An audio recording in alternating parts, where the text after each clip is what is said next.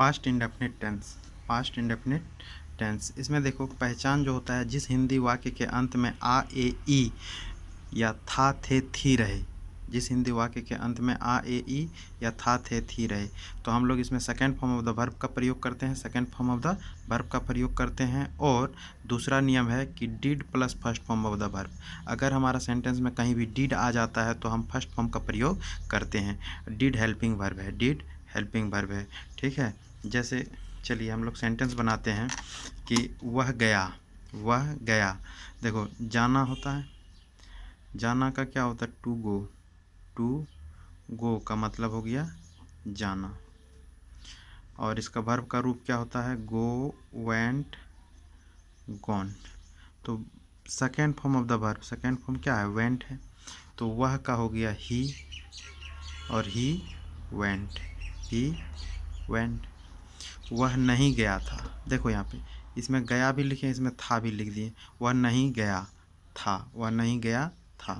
तो क्या हो जाएगा, नहीं का इंग्लिश नॉट होता है, और नॉट का प्रयोग हम लोग पहले ही सीखे हैं। नॉट का प्रयोग हमेशा फर्स्ट हेल्पिंग वर्ब के बाद करते हैं।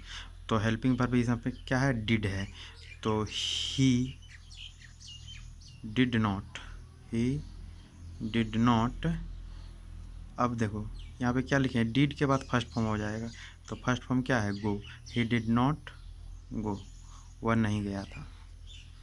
क्या वह नहीं गया था, क्या का इंग्लिश जब क्या से शुरू रहता है सेंटेंस, तो इसका इंग्लिश हम लोग व्हाट नहीं लिखते हैं, हेल्पिंग वर्ब को उठा के बाहर ले आते हैं।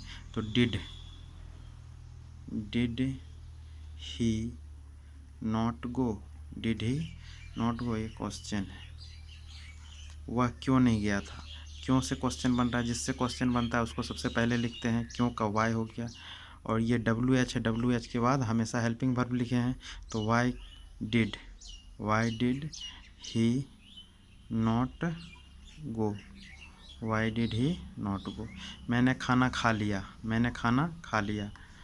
टू ईट, टू ईट का मतलब होता है खाना,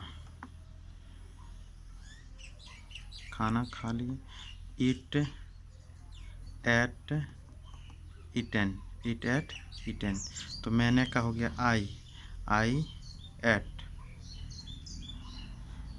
आई ate the food, I ate food,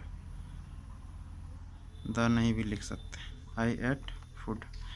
उसने तुम्हें गाली दे दी, उसने तुम्हें गाली दे दी।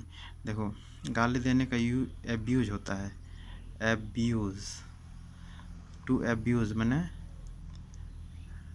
गाली देना, एब्यूज, एब्यूज्ड, एब्यूज्ड। तो हम लोग सेकेंड फॉर्म का यूज करेंगे। उसने तुम्हें गाली दे दी, उसने का हो गया ही एब्यूज्ड तुम्हें, ही एब्यूज्ड यू, ही एब्यूज्ड यू। उन्होंने तुम्हें थप्पड़ मार दिया, उन्होंने तुम्हें, उन्होंने मुझे थप्पड़ मार दिया। चलो मुझे लिखे हुए हैं, उन्होंने मुझे थप्पड़ मार दिया। देखो to slap, SLAP, to slap मैंने थप्पड़ मारना, थप्पड़ मारना।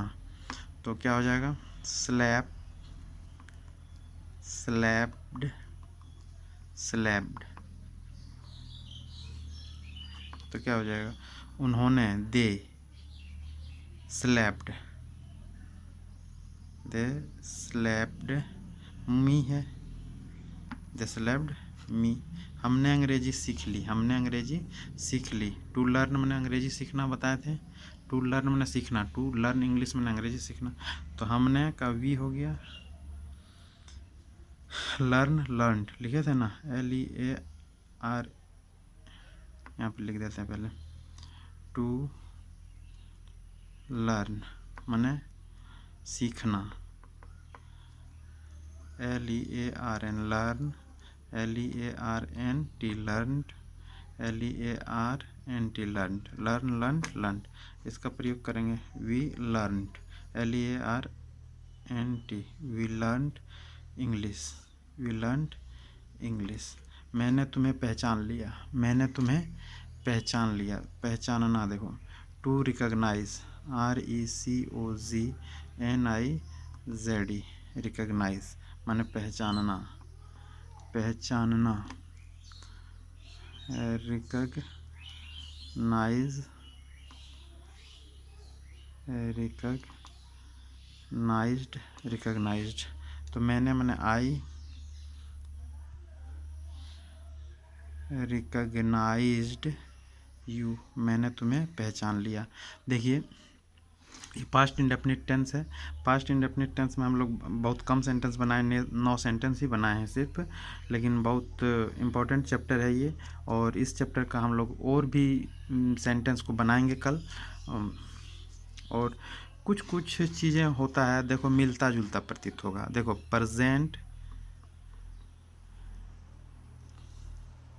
Present perfect, present perfect, past indefinite, past indefinite और पास्ट परफेक्ट, पास्ट परफेक्ट, ये तीनों का सेंटेंस कभी कभी मिला जुला प्रतीत होता है। ठीक ना, नहीं दिख रहा है? प्रेजेंट परफेक्ट, पास्ट इंडेफिनिट और पास्ट परफेक्ट, ये तीनों में बहुत सारा कन्फ्यूजन होता है। एक दिन एक क्लास में इस तीनों को एक साथ सॉल्व करेंगे, ठीक है, जिससे आप लोग को एकदम पता चल जाएगा कि कहाँ पे दिक्कत होता है। ठीक है, तो इस क्लास को देखना है तो आगे का भी वीडियो देखते रहना है, और जो मेरा पहले का क्लास नहीं किए हैं वो पिछला क्लास भी देख लें। और अच्छा लगे तो लाइक शेयर सब्सक्राइब ज़रूर करें। Thank you.